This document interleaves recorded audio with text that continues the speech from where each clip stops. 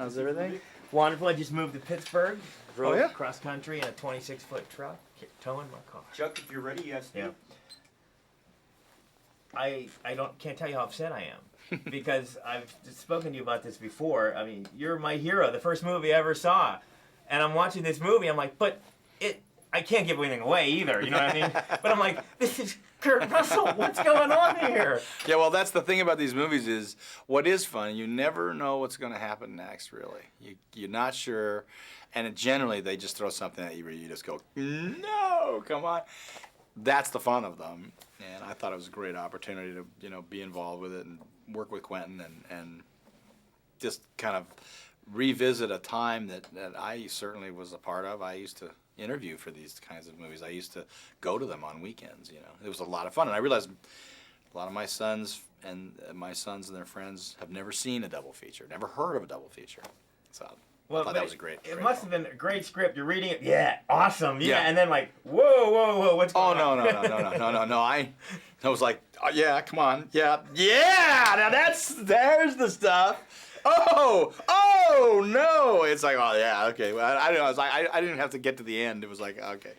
I loved that the end was quite a twist. Was there a Burt Reynolds moment in this film? Oh, there's yeah. That one moment when when you're kind of looking over and you're Burt Reynolds and Hal Needham and I mean, like so much of this is so many old friends of my dad's. A lot of actors and stuntmen who, and I grew up with. And there were stuntmen in the movie who we were doing. I mean, Buddy Joe and Terry Leonard are guys that I've worked with forever, and they're looking at me like, and Jeff Dashnall, who's coordinating the show, we're laughing because we're saying, that reminds me of a time, Terry. And it's like, these guys, short of the insanity which follows Stuntman Mike, but there's a real pathos to the history of that, and certainly those guys were a part of it. Now, your big reveal in the movie, you're kind of eating grub, I would say, on there with using your. Well, he's working on those nachos. Yeah. Yeah, is that what that was? I couldn't even tell. They're nachos, yeah, and he's enjoying the feast before the kill.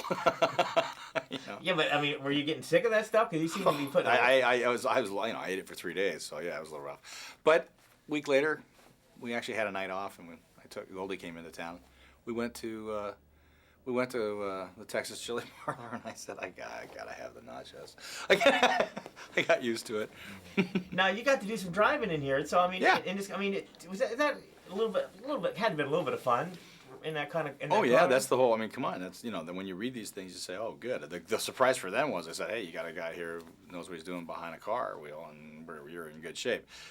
6 weeks. We were shooting that car chase for 6 weeks, and it's, Quentin said, if I'm going to throw my hat in a ring, I want to make a great, memorable car chase. And so I was excited about that too, and excited about the opportunity to drive the car in it as much as possible. So. I love that part. Well, you're still my hero, but I'm just a little hurt. Just a little bit hurt. A little bit of pain involved. Never a bad thing. Thank you so much.